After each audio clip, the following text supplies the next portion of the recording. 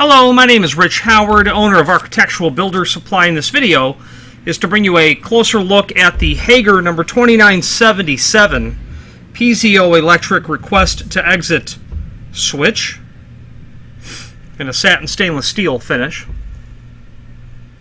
There are no moving parts on this item. Should make long-term maintenance easier.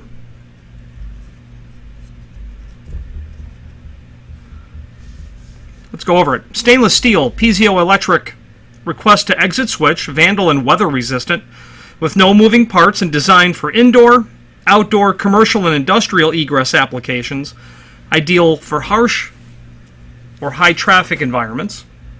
Superior performance in virtually every environment, according to Hager. Can be used to control an automatic door, an electromechanical lock, a strike, magnetic lock. May be tied into the remote bypass request to exit input of an access control system, meaning you're going to literally engage in a request to exit scenario.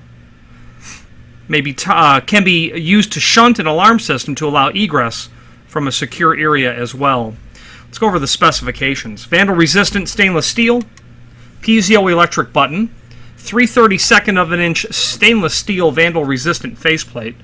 Yeah, I would certainly. It's thick and heavy, that's for sure.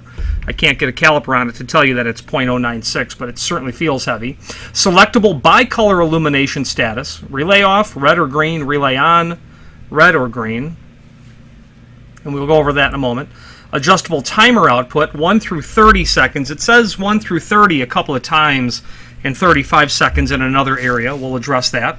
12 or 24 volt AC or DC incoming voltage. 30 milliamp idle current, 150 milliamp active. The output is a single pole double throw dry contact rated for 3 amps at 30 volts DC. A billion cycle life expectancy on the button switch. That's where the comment regarding maintenance long-term comes in. Relay, 100,000 cycles at 30 amps. 3 amps at 30 volts. 200,000 cycles at 1.5 amp at 30 volts. Operating environment of 40 degree below Fahrenheit to 160. So it'll handle applications where a question might become, hey, this is going to be a refrigerated or a very cold environment where we have an automated warehouse picking system that's in effect and need to be able to have the unit rated to work at an extremely low temperature. Or one that's going to be abnormally warm, maybe the rooftop of a power generation plant in a in the southern or in a southern climate or near the equator, that sort of scenario. Dimensions, let's do that next, and then we're going to go over the wiring diagram of this item. 4 3/4 high,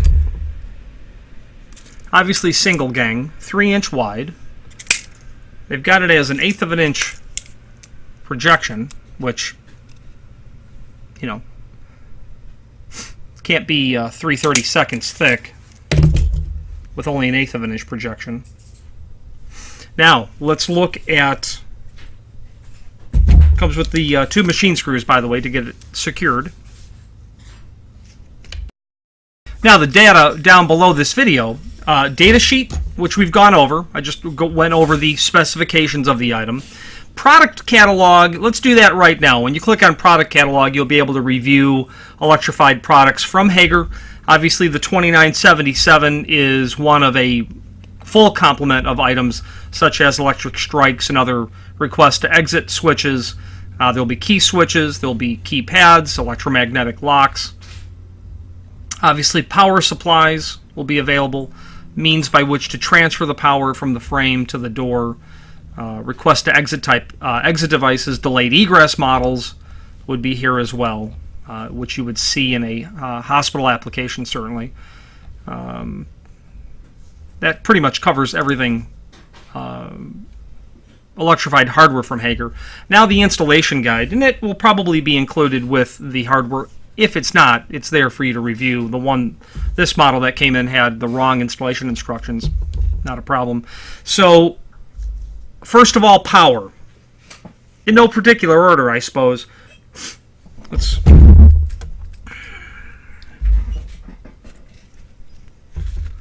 So the way that they're showing this in the installation instructions is backwards. So I'll just hold it backwards or upside down. You've got your power supply, obviously your negative and positive. Okay. Then you have your normally open, common, and normally closed.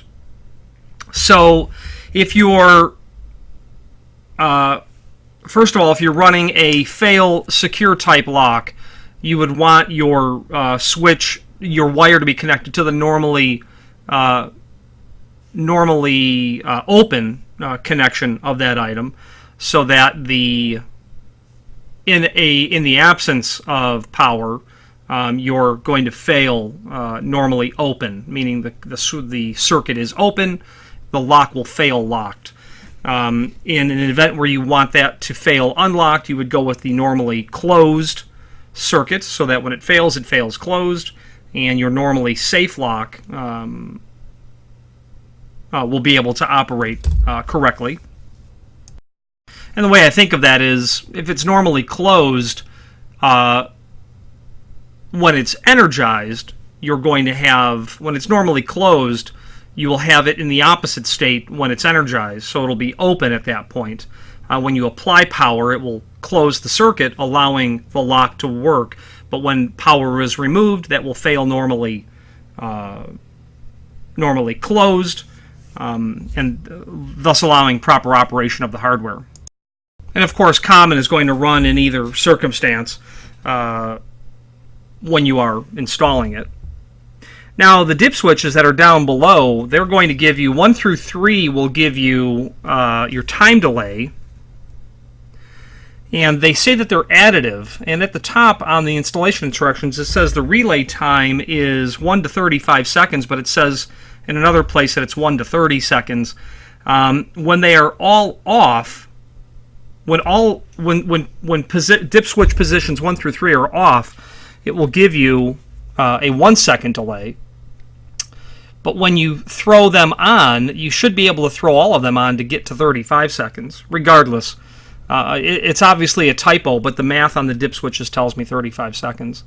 The fourth dip switch is going to give you the illumination control. So that's listed down. Standby illumination status controlled by dip switch number 4. When switch 4 is off, you'll have a red idle and a flashing green when the relay is active. Or when it's on, you'll have a green idle and flashing red when the relay is active, so you'll be able to control that. Okay. Very nice quality item. I wouldn't hesitate to use this. Now, that link to the product catalog is important because it will show you the other variations on the 2977. Let's take another closer look at that and give you an idea of what's common.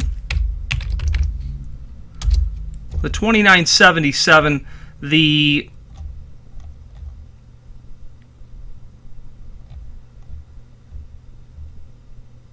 2978 you might like as well, which is the really what's happening is the design and the language on the face of the unit is really what's changing. It'll say exit primarily.